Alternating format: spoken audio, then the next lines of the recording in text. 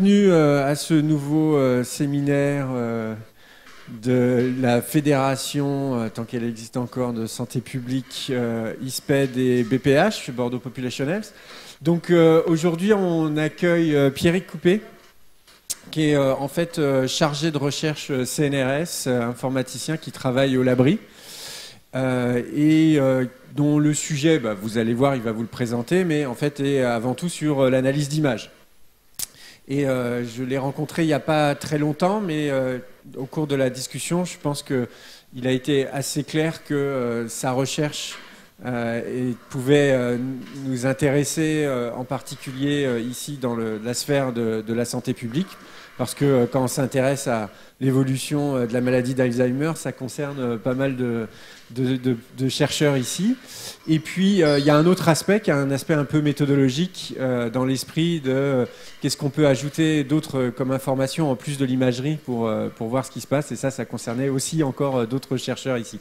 Donc bref, ça faisait plein de points communs et c'est pour ça qu'on s'est dit que ce serait vraiment bien de pouvoir voir sa présentation d'un de ces projets de recherche. Donc merci beaucoup. Même si tu n'as pas fait une route énorme pour venir jusqu'ici, ça va, c'est pas trop loin. Merci en tout cas d'avoir accepté cette invitation. Donc bonjour à tous, merci pour l'invitation. Comme Rodolphe l'a dit, je m'appelle Pierrick Coupé, donc je suis responsable du groupe de recherche Pictura au Labri. Donc le Labri, c'est le laboratoire d'informatique qu'il y a au niveau de Talence.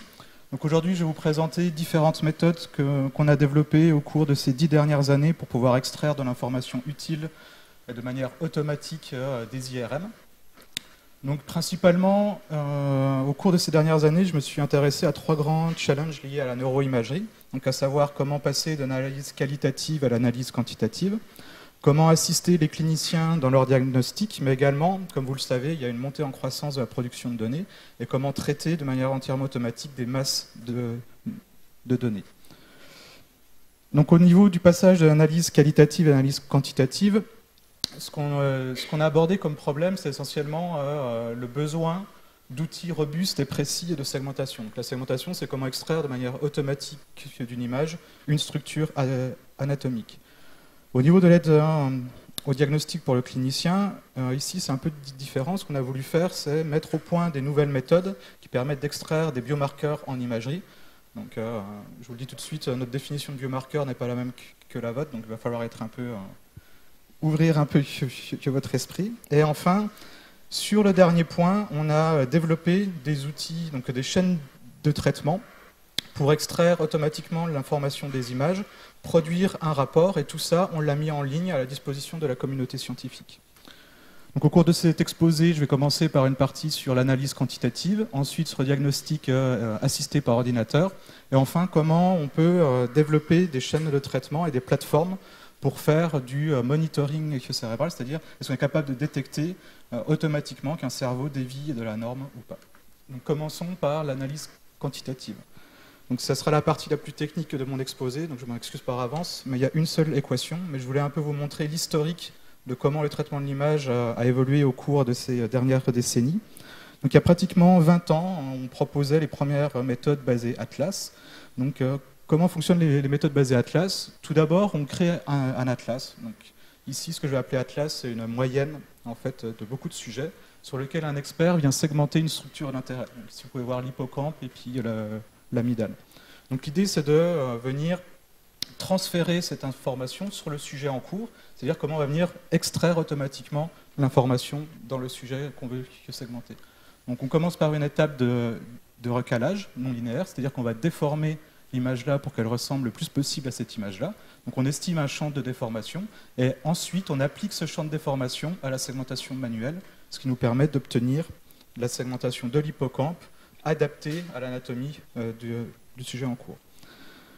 Donc il faut savoir qu'après ces 2 décennies, cette méthode est toujours largement utilisée dans la communauté, donc c'est-à-dire que c'était vraiment une contribution majeure, parce qu'elle a un avantage principal, c'est l'intégration facilitée d'a priori d'experts. C'est-à-dire qu'ici, avec une seule segmentation manuelle, qui coûte cher en temps pour celui qui le fait, mais aussi qui coûte cher à obtenir, parce que c'est compliqué, on est capable de venir segmenter des centaines, des milliers, des dizaines de milliers d'individus.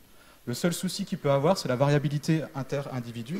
On comprend bien que si la distance anatomique entre notre atlas et notre individu est trop grande, le recalage peut ne pas fonctionner, ou s'il y a une pathologie particulière, auquel cas la segmentation ne fonctionne pas. Un peu plus récemment, il y a à peu près une décennie, on a vu arriver des librairies en fait, d'apprentissage, c'est-à-dire au lieu d'avoir un atlas segmenté, on avait des dizaines de sujets qui étaient segmentés manuellement. Donc grâce à l'arrivée de ces librairies, qui n'étaient pas disponibles avant, de nouvelles méthodes ont vu le jour. La plus simple, en fait, c'est celle qu'on appelle du meilleur modèle ou meilleur template. Donc ici, l'idée, c'est de faciliter l'étape de recalage non linéaire en venant sélectionner le sujet dans la base d'apprentissage qui est le plus proche du sujet à segmenter. Donc l'idée, c'est de dire, si on diminue la distance anatomique entre le sujet à segmenter et notre sujet qui est l'apprentissage, le recalage va être meilleur, donc la segmentation va être meilleure.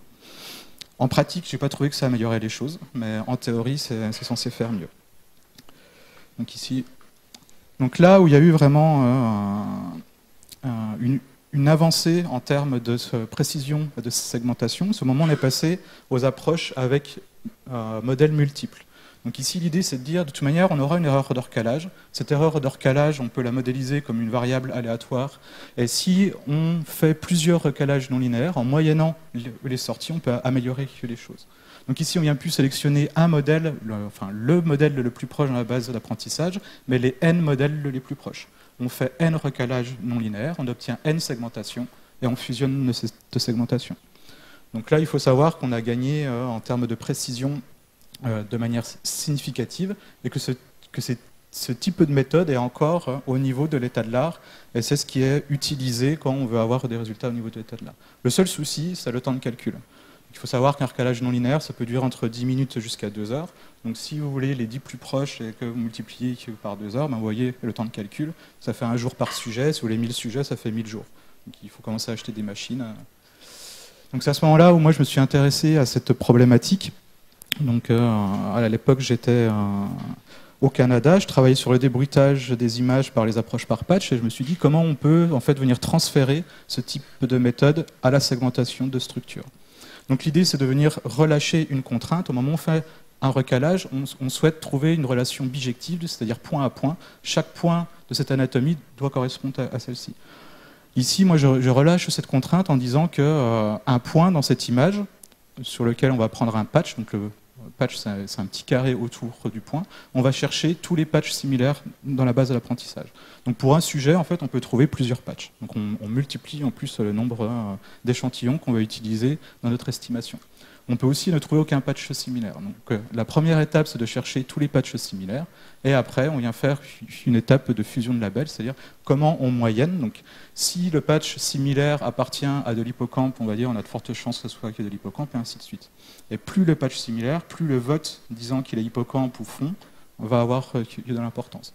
Donc là, on obtenait des résultats similaires aux méthodes de recalage non linéaire, mais seulement c'était en 10 minutes. Donc c'est la seule diapo technique, mais vu qu'elle va être utilisée pendant tout le reste de l'exposé, je vais vous présenter quand même les rouages de ce type de méthode. Donc ici, vous avez le sujet à segmenter. Première étape, on sélectionne les n sujets les plus proches dans la librairie. Donc, autour du voxel qu'on est en train d'étudier, on vient prendre un patch, c'est-à-dire un cube d'intensité. On compare ce cube d'intensité dans une position similaire dans l'espace commun avec tous les patchs des sujets d'apprentissage. Ça nous permet d'avoir une carte de poids. Donc ici, vous voyez qu'on a trouvé une dizaine de patchs similaires dans le sujet 1, 5 dans le sujet 2 et aucun dans le sujet 3. Et après, tout simplement, on vient multiplier cette carte de poids avec les segmentations manuelles et on a une estimation. Ici, on estime qu'à 99% de chance, ça sera de l'hippocampe. Et on réitère ça, en fait, pour tous les voxels. Et à la fin, on obtient une segmentation. Donc maintenant, si on compare avec les méthodes de l'état de l'art, la première chose qu'on a fait, c'est on a pris 80 IRM T1 de la base ICBM.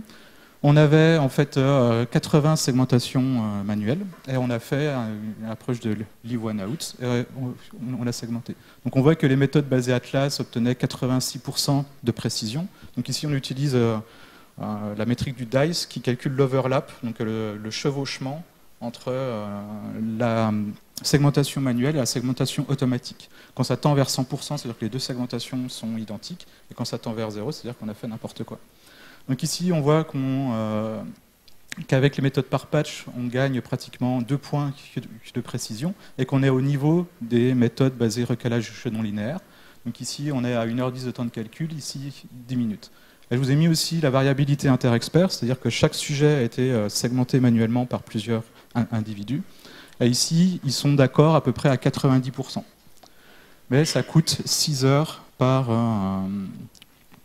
image. Donc on comprend bien qu'on ne peut pas avoir des milliers d'images segmentées manuellement, où il faudrait en fait une armée de neuroanatomistes à notre disposition. Donc à partir de ce travail un peu fondamental, on a proposé plein d'extensions. Donc tout d'abord, on s'est intéressé à comment extraire des structures un peu plus grandes, par exemple le cerveau. Donc ici, on a proposé des méthodes multi-résolution. Ensuite, on est passé à des structures au niveau du lobe médio-temporal. Donc là, il faut savoir que certaines frontières entre ces structures ne sont pas vraiment visibles.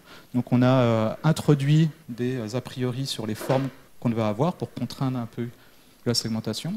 Un peu plus récemment, on a commencé à segmenter les 2 hémisphères, aussi bien du cervelet que du cerveau. Ensuite, on est passé aux lésions en sclérose en plaques. Donc ici, l'idée, c'était d'étendre notre méthode à des approches multimodales. Donc là, on va utiliser, enfin, multimodal ou multicontrast, suivant les communautés. Donc là, on utilise une T1 et une image flair, et on vient segmenter de manière automatique les lésions de sclérose en plaques. Un peu plus récemment, on est revenu à notre travail initial sur la segmentation au feu de l'hippocampe, et ici, on a adapté un algorithme que peut-être certains d'entre vous utilisent sans le savoir, c'est l'algorithme patch match, qui permet de trouver des patchs identiques dans 2 images en temps réel. Donc cet algorithme est implémenté dans la dernière version de Photoshop. Donc au moment où vous faites le tampon pour enlever le tonton qui est embêtant sur la photo de Noël, eh ben, c'est l'algorithme patch match qui est utilisé. Et là, ça nous permet quoi? De passer de 10 minutes en fait, à 1 seconde de temps de calcul. Donc, ce qui nous permet, en fait, si on revient à notre comparaison, avec ce type de méthode, on commence à utiliser plusieurs tailles de patch en même temps. Donc on est capable d'améliorer la qualité de segmentation. Donc on arrive à la variabilité inter-expert, mais au lieu de passer à 6 heures, on passe moins d'1 seconde à segmenter. Donc là, on commence à être capable de traiter des centaines, des milliers ou des centaines de milliers d'IRM sans avoir une infrastructure ingérable. Et plus récemment, on s'est intéressé non plus à segmenter des structures, mais des sous-structures, c'est-à-dire soit les lobules du cervelet, soit les sous-champs de l'hippocampe. Donc là, on a mis en place des chaînes de traitement un peu plus complexes, parce que c'est un problème qui est plus complexe. Donc on a combiné les avantages des différentes méthodes. Donc tout d'abord, on commence par créer une librairie d'apprentissage qui est spécifique aux patients, avec des algorithmes de recalage non linéaire. Donc je vais vous expliquer un peu plus tard. Ensuite, on segmente avec notre algorithme ultra rapide. Et enfin, après, on va utiliser des algorithmes de machine learning pour corriger l'erreur systématique de notre segmentation. Il faut savoir que dans tout algorithme, il va y avoir une erreur aléatoire, une erreur systématique. L'erreur systématique, on peut l'apprendre et on peut faire apprendre à la machine comment corriger cette erreur systématique. Donc tout d'abord, comment on crée la librairie spécifique. Donc la première étape, hors ligne, donc ça c'est fait une fois, on recale de manière non linéaire sur notre atlas, donc là on fait l'inverse de ce qu'on faisait tout à l'heure, toute notre base de l'apprentissage. Ensuite, pour un sujet qui arrive, on va recaler de manière non linéaire sur l'atlas et on va venir projeter tous ces sujets en concaténant les 2 transformations. Donc ici on fait un recalage grossier, donc ça dure 1 à 2 minutes, et en concaténant ces 2 transformations, on peut amener tous ces sujets sur notre sujet d'apprentissage. Ensuite, on passe à notre segmentation rapide et ensuite, on passe à la correction d'erreurs systématiques. Donc, notre algorithme en fait, va nous renvoyer une carte de segmentation qui va dire je suis plus ou moins confiant qu'ici, c'est le CA1, le subiculum ou une autre sous-structure de l'hippocampe. On lui donne les intensités, on lui donne les coordonnées. Imaginons par exemple que notre algorithme fait toujours la même erreur à la même coordonnée. Donc on sait que cette coordonnée-là, on veut qu'il le corrige. On donne toutes ces informations à un algorithme de machine learning, et après on vient corriger nos segmentations. Donc comment on a validé ça? On a participé au challenge Mikai Enigma en 2017, qui portait sur la segmentation des lobules du cervelet. Donc on avait comme entraînement 20 images pédiatriques qui étaient segmentées, et 10 images de test sur lesquelles on n'avait pas accès à la segmentation. On segmente avec notre outil, et après on le renvoie aux organisateurs du challenge pour avoir un benchmark. Donc là vous voyez les 3 méthodes qui étaient sur le podium. Donc 2 méthodes de deep learning dont vous devez entendre parler pratiquement quotidiennement, et la méthode qu'on a proposée. Donc nous avons gagné ce challenge en 2017, et vous pouvez voir que ce type d'approche par patch et correction d'erreurs systématiques est significativement plus précise que les dernières méthodes de deep learning. Donc le principal problème, je ne doute pas que ces méthodes feront mieux que ça d'ici peu, mais vous voyez qu'on n'est pas à 20 millions ou 20 milliards d'images d'apprentissage comme Google ou Facebook, on en a 20. Et du coup, les méthodes de deep learning, pour l'instant, peinent encore à appréhender le nombre limité de segmentation. Donc ici, vous avez la segmentation manuelle des différents lobules du cervelet. Ici, vous avez les segmentations produites par les algorithmes de deep learning, où parfois il y a des erreurs très irrégulières. Et ici, vous avez la segmentation qu'on a proposée. Donc, pour finir sur cette partie, ce qu'on peut dire, c'est que les méthodes qu'on a proposées par patch obtiennent des résultats au niveau de l'état de l'art, qu'elles sont beaucoup plus rapides que les méthodes basées multi-recalage que vous pouvez trouver dans certains des algorithmes qu'on utilise quotidiennement, et que pour l'instant, c'est toujours compétitif par rapport au deep learning. Il faut savoir qu'on a commencé à travailler sur le deep learning il y a maintenant bientôt un an et demi, et on commence seulement à atteindre les résultats ou la précision de nos anciennes méthodes. Je reviens de Grenade en Espagne où il y a notre conférence habituelle, le MICAI, et c'est vrai sur pratiquement en fait, toutes les étapes de la chaîne de traitement. Donc que ce soit au niveau du recalage, au niveau du débruitage, le deep learning arrive seulement au niveau de l'état de l'art. Donc on n'est pas du tout dans la suprématie, donc même si c'est une suprématie en termes de publication, c'est pas encore au niveau des performances. Donc là, je vais aborder la deuxième thématique que mes recherches couvrent, qui est plutôt l'aide au diagnostic. Donc, la principale pathologie sur laquelle je me focalise, c'est la maladie d'Alzheimer. Donc, je pense que vous connaissez ça mieux que moi, donc je vais être assez bref. Donc, tout l'enjeu, en fait, c'est de venir détecter quels sont les patients ou les sujets qui vont développer la maladie d'Alzheimer. Et pourquoi c'est compliqué? C'est que finalement, la charge pathologique n'est pas corrélée directement au déclin cognitif. Donc, au moment où les sujets vont avoir les premières plaintes, la charge pathologique est déjà très élevée. Donc, si un jour, dans l'espoir de développer des thérapies, ou pour aider en fait le développement des thérapies, tout l'enjeu c'est de venir détecter le plus précocement possible qui va développer la pathologie. Donc nous, ce qui nous intéresse finalement, c'est l'impact de cette pathologie sur l'anatomie cérébrale. Donc il y a à peu près 3 échelles si on est grossier. Donc, tout d'abord, on peut voir qu'il y a une atrophie globale. Donc ici vous avez un demi-cerveau d'un patient avec Alzheimer, et ici vous avez un demi-cerveau d'un patient sain. Il y a également une atrophie diffuse tout le long du cortex, due à la mort neuronale. Donc, vous pouvez voir qu'ici l'épaisseur corticale est plus faible chez le sujet Alzheimer que chez le sujet sain. Et enfin, c'est surtout sur ça que pour l'instant on a travaillé, il y a une atrophie focale sur des structures clés, notamment l'hippocampe. Donc ici vous avez l'hippocampe qui a disparu chez le sujet avec Alzheimer, et ici vous avez l'hippocampe chez un sujet sain. Donc ça explique pourquoi les informaticiens ont développé 3 types de méthodes, des approches globales, des approches corticales et puis des approches sur des structures clés. Donc l'idée c'est de dire est-ce qu'on est capable automatiquement de détecter qui a la pathologie déjà et qui va développer la pathologie en utilisant ce type de biomarqueur. Donc que ce soit une mesure d'épaisseur corticale, une mesure de volume ou des mesures un peu plus compliquées comme des approches basé voxel. Donc, comment on valide ce type d'approche? On utilise des bases de données. Donc, nous, pour notre part, on utilise principalement la base ANNI, qui est librement disponible. Il y a à peu près 800 sujets dedans. Donc, il y a 200 sujets contrôle, 200 sujets avec un Alzheimer probable. Il y a 400 sujets qui ont des troubles cognitifs légers. Grâce au suivi longitudinal de cette base de données, on sait que certains vont rester stables. Donc le S c'est pour stable et le P c'est pour progressif. Donc c'est-à-dire ils vont être diagnostiqués un jour ou l'autre Alzheimer.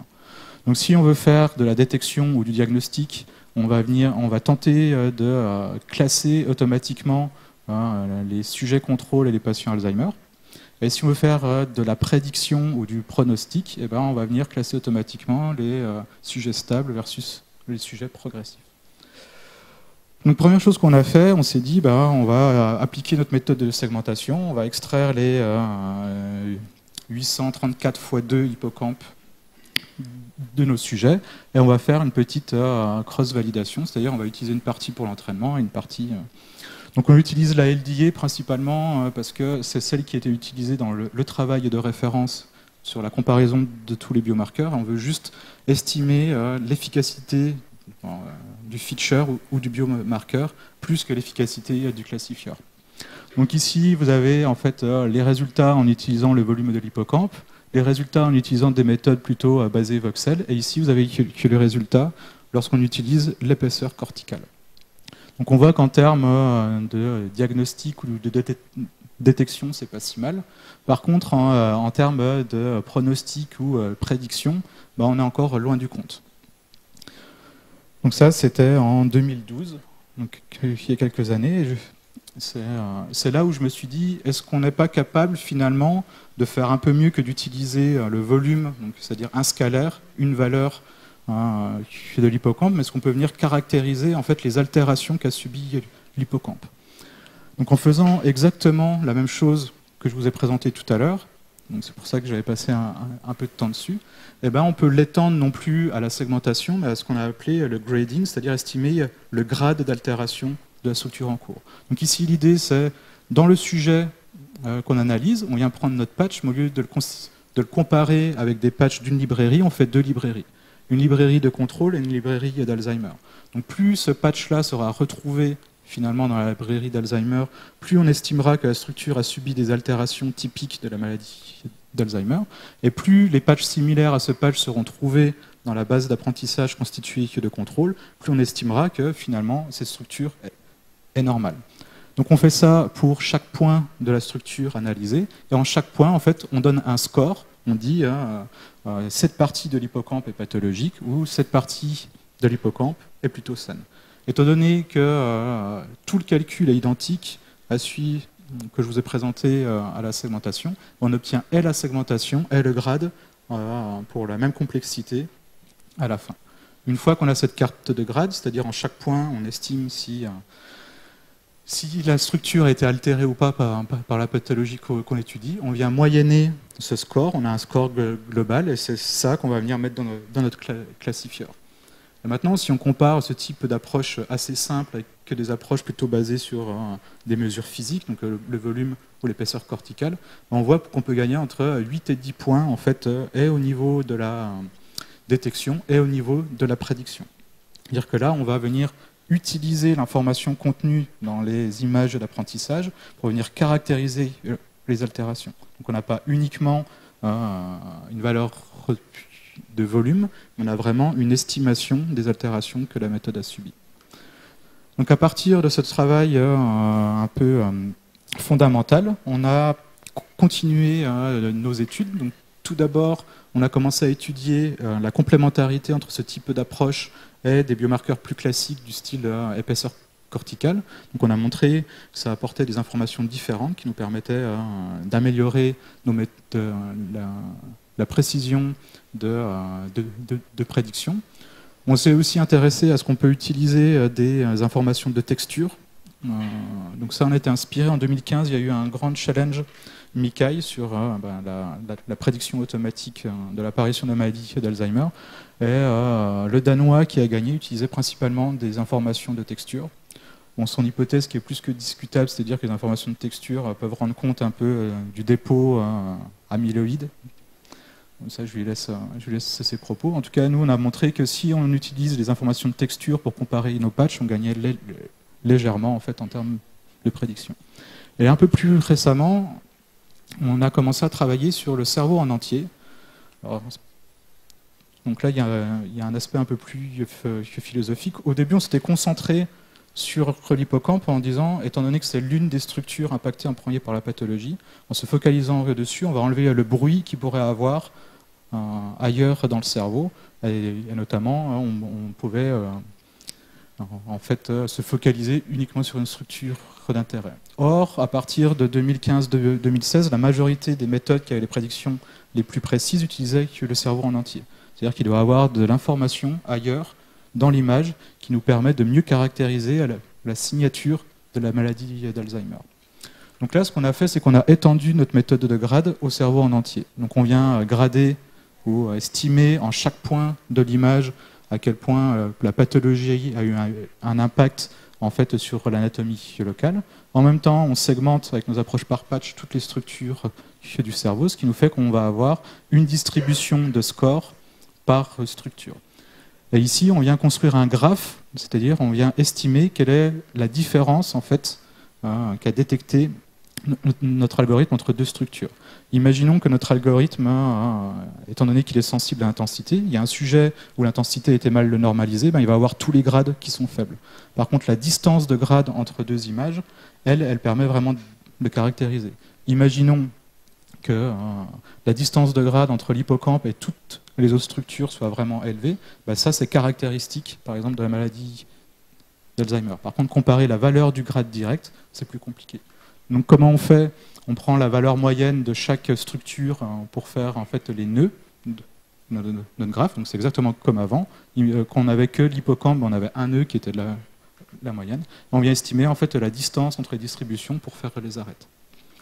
Et au moment où on fait ça, c'est-à-dire au moment où on vient modéliser comment les différentes structures sont impactées par la pathologie, on est capable en fait d'augmenter notre méthode de prédiction.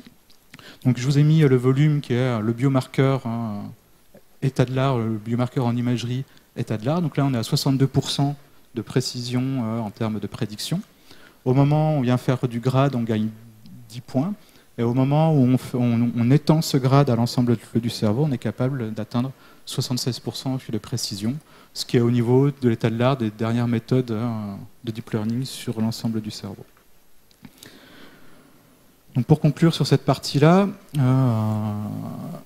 ce qu'on a montré, c'est que des méthodes un peu plus computer vision permettent d'être meilleures que les biomarqueurs usuels utilisés en imagerie, donc typiquement le volume ou l'épaisseur corticale.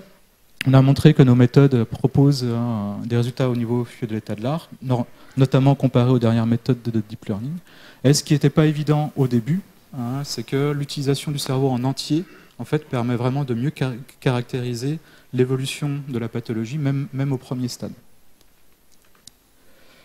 Là, j'ai passé peut-être à une partie qui va plus vous intéresser. Donc, c'est le dernier versant de mes travaux. Donc, là, ça date plutôt de 3-4 ans. C'est comment suivre, en fait, comment estimer si un cerveau s'éloigne de la norme ou pas. Donc, comment l'analyser, comment définir la norme. Donc, pour plein de paramètres physiologiques, on a un outil standard de mesure. Donc, quand vous amenez votre enfant chez le pédiatre, il va le peser, le mesurer, et il va remettre cette taille et ce poids sur une courbe pour voir si sa croissance est normale ou pas. Et ça, c'est vrai en fait pour plein de données physiologiques. On a un outil standard et une courbe de référence. Pour le cerveau, à l'heure actuelle, on n'a ni l'outil d'analyse standard, ni la courbe de référence. Donc nous, on s'est attelé à ces deux problèmes. Donc, tout d'abord, on a proposé un algorithme d'analyse automatique des images basé sur les travaux que je vous ai présentés. Et ensuite, on a travaillé à des études au cours de la vie pour définir en fait comment évolue le volume des structures au cours de la vie et quelle est la variabilité inter-individu de ces différentes structures. Donc, tout d'abord, le pipeline assez classique. Donc, on vient traiter les différentes images, on extrait les différentes structures avec nos approches par patch. Donc, je ne vais pas rentrer dans les détails, mais en gros, une étude indépendante a comparé notre outil de segmentation avec les principaux outils qui sont utilisés dans tous les labos à travers le monde, donc FreeSurfer du MIT, SPM de UCL et FSL de Oxford. Et ils ont montré qu'en tout cas pour deux structures, l'hippocampe et le thalamus, ont été significativement meilleurs. Donc, On était content, du coup on s'est dit l'algorithme est validé, on va passer à la suite, c'est la définition en fait de l'évolution normale des structures cérébrales.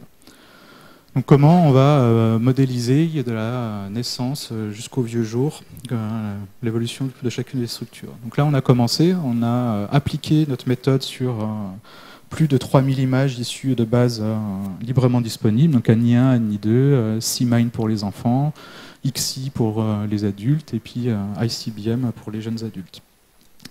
Après un contrôle qualité, j'y reviendrai parce que c'est un sujet que j'estime primordial à l'heure actuelle, donc un contrôle qualité drastique mais visuel. Donc là il y a eu des soirées et des soirées à regarder, il y a des rapports chez Volbrain. On a conservé uniquement 2944 sujets allant de 6 mois à 94 ans. Ce qui nous a permis en fait de tracer pour chaque structure du cerveau l'évolution de la naissance jusqu'au vieux jour. Donc là, je vous ai présenté uniquement les volumes normalisés par la taille du cerveau. On a fait la même chose pour les volumes natifs. Donc voilà, on peut voir par exemple que en termes de proportion du cerveau, chez la matière grise, diminue tout au cours de la vie, avec une forte diminution au début, un plateau, puis à cause de la vieillesse, je suis désolé, mon laser ne marche plus trop. On peut voir qu'il y a une chute après 80 ans. Donc au niveau de la matière blanche, c'est pas du tout le même type de courbe. On voit que en proportion, elle mature jusqu'au milieu de vie. L'hippocampe, lui, mature pareil, à peu près jusqu'au milieu de la vie, alors que l'amygdale est plutôt constante. Donc là, on avait nos modèles, on avait notre outil d'extraction, et qu'est-ce qu'on a fait? On a développé une plateforme en ligne que vous pouvez tous utiliser. Donc il suffit, si vous revenez avec votre CD de l'hôpital, vous pouvez aller mettre votre IRM dessus, afin de voir si vous êtes dans la norme ou pas. Donc là, c'est en collaboration avec le professeur Monron de l'Université Polytechnique de Valence. Donc il est en ligne depuis mars 2015. Donc là, c'est le site que vous voyez. Donc l'idée est extrêmement simple. Vous créez un compte, ça dure 10 secondes, je pense. Il faut faire une addition, c'est notre CAPTCHA, donc c'est pas très dur. Donc si vous savez faire une addition, vous pouvez... Donc, d'après les termes of use, vous êtes obligé de donner votre vrai nom et votre vraie adresse, mais la majorité des gens ne le font pas. Donc, vous pouvez vous connecter en anonyme si vraiment vous voulez. Vous uploadez votre image. Donc, on demande une T1 à un format particulier compressé. On le processe. Donc, ça, c'est entièrement automatique. Donc, ça prend entre 10 et 15 minutes suivant la charge de nos clusters.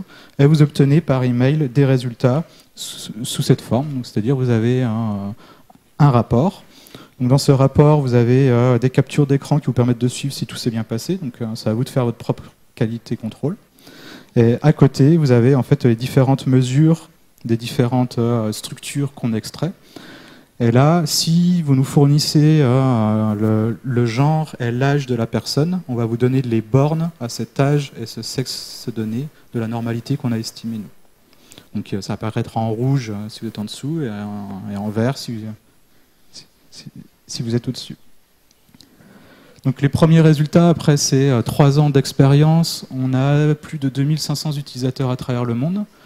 On a traité plus de 100 000 IRM en ligne de manière entièrement automatique. On a à peu près 3% de crash de l'algorithme, en sachant que ça vient aussi de la mauvaise utilisation des utilisateurs. Donc on n'a pas tout le temps une T1, on n'a pas tout le temps une T1 humaine. Donc il y en a qui nous envoient des IRM de chiens, de primates, Donc voilà, les gens testent plein de choses pour essayer de trouver les failles, mais habituellement, quand on le fait offline, c'est-à-dire que quand c'est nous qui envoyons des T1 qu'on sait au bon format, on a à peu près 0,5% d'erreur sur le pipeline. Donc ici, vous pouvez voir la répartition des utilisateurs à travers le monde. Donc j'imagine qu'il y a un pic en Chine, on a beaucoup d'utilisateurs réels ou virtuels. Donc, on en a subi quelques attaques. Il y a certains utilisateurs qui uploadaient des milliers d'IRM à la fois. Donc on a compris qu'il fallait limiter le nombre d'uploads par IP. Donc, je pense que c'est suite à une demande de l'Académie des sciences chinoises qui voulait qu'on leur traite 1 million d'IRM, puis on leur a dit on va faire un devis. On n'a plus une nouvelle. Donc du coup, je pense qu'il y a beaucoup d'étudiants qui ont fait leur compte. Et ici, vous avez en fait la montée en charge de nos traitements, donc depuis 2015. Donc on voit qu'on peut atteindre jusqu'à 10 000 IRM par mois qu'on traite de manière entièrement automatique. Que ça ne cesse, qu'il y a une tendance à l'accroissement. Donc en termes de conclusion, on a plusieurs pipelines qui sont en ligne. Donc tout d'abord, Volbrain que je vous ai présenté, qui est sur la plateforme depuis 3 ans, donc il y a à peu près 15 minutes de temps de calcul.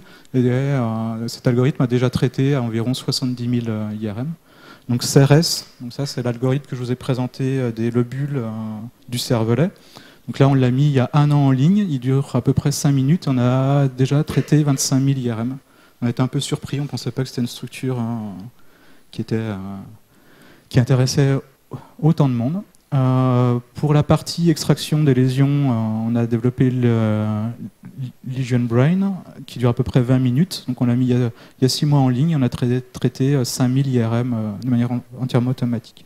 Donc en ce moment, il y a un algorithme qui est en bêta-test, c'est-à-dire on a fourni la page uniquement à des utilisateurs triés sur le volet pour avoir des retours constructifs, donc qui s'appelle HIPS, donc qui lui permet d'extraire les sous-champs de l'hippocampe. Donc lui dure à peu près une vingtaine de minutes. Et enfin, il y a un prototype sur lequel on travaille depuis 2 ans maintenant. Donc je vous ai montré déjà des résultats au moment où on a étendu le grade à l'ensemble du cerveau. C'est comment faire la parcellisation totale du cerveau. Donc là on est au niveau du prototype et ça dure 40 minutes. C'est principalement ça qui nous pousse aujourd'hui à passer au deep learning. Donc on essaye d'amener les performances du deep learning aux performances de nos méthodes, mais ce qui nous permettra de réduire de manière drastique le temps de calcul, parce que là on est directement sur carte graphique. Donc si on revient aux différents challenges sur lesquels on a travaillé, donc tout d'abord le passage d'analyse qualitative à l'analyse quantitative, comment on a répondu à cette question? On a proposé les méthodes par patch que je vous ai présentées, donc qui sont encore compétitives à l'heure actuelle. Comment on a aidé les cliniciens de leur diagnostic, donc en développement de nouveaux biomarqueurs en imagerie, donc biomarqueurs au sens très large, c'est pratiquement du machine learning, c'est-à-dire comment on peut apprendre d'exemple les altérations locales de structures clés.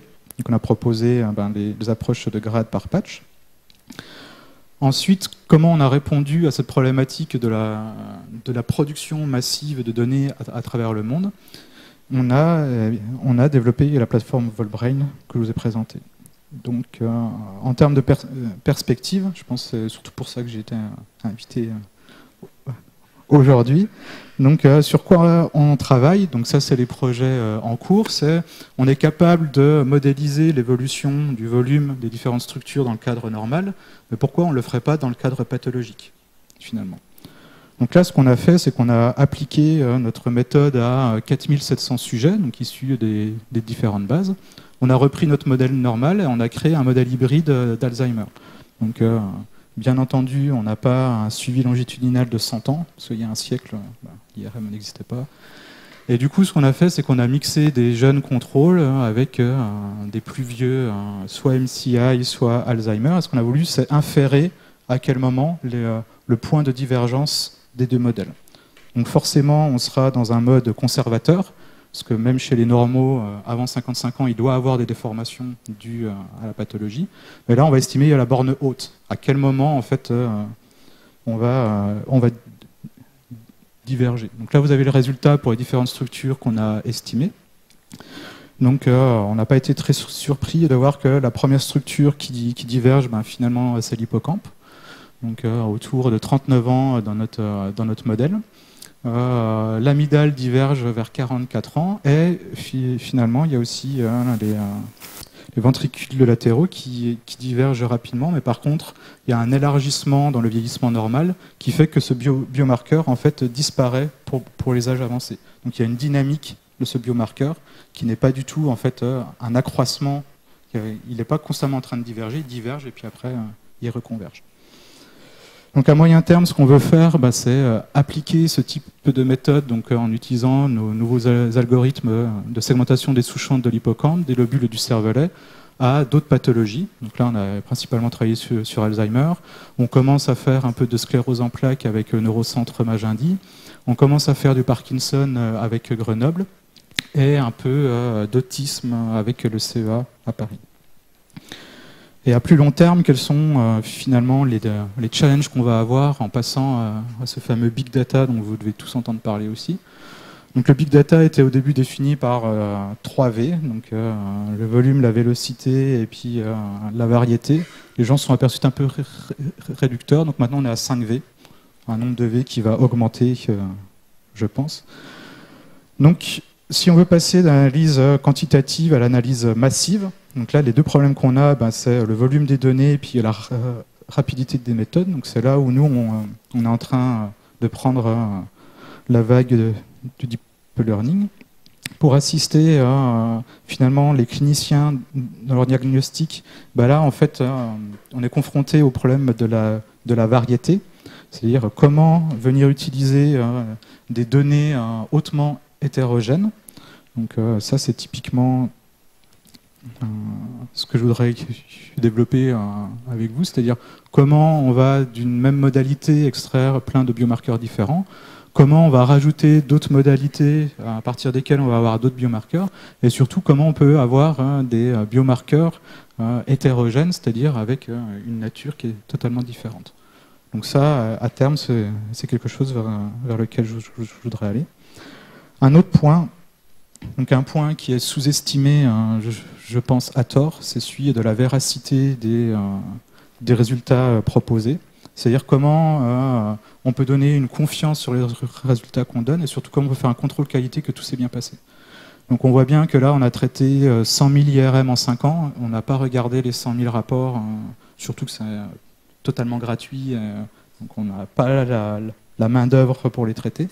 Donc là, mes 4 prochaines années, en tout cas les projets acceptés, portent essentiellement sur le contrôle qualité, comment estimer automatiquement que tout s'est bien passé et donner un indice de confiance en disant votre image a été bien traitée et ne pas rentrer dans les détails. Et enfin, ce qui manque encore un peu à nos travaux, c'est l'aspect translationnel, c'est-à-dire quelle est la valeur finalement de ce qu'on fait. Et ça, on commence un peu à le regarder. Donc là, il y a quelques mois, il y a une étude faite par des Allemands où ils ont utilisé Volbrain, donc ils ont envoyé leurs images, ils ont comparé est-ce que l'utilisation des rapports avec l'IRM améliore le diagnostic de leur radiologue ou pas.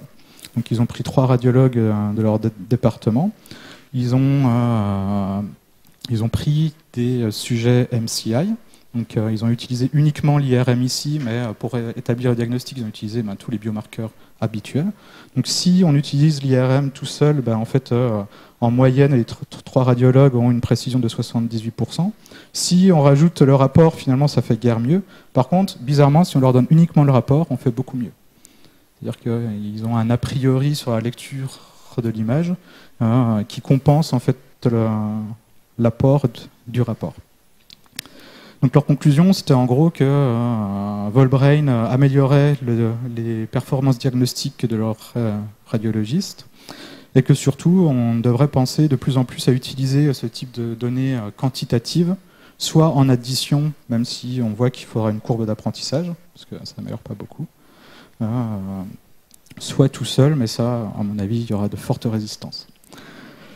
Donc voilà, on arrive à la fin de mon exposé. Je voulais remercier tous les gens et tous les collaborateurs qui ont permis ces approches. Et puis, je suis ouvert à toute question. Merci de votre attention.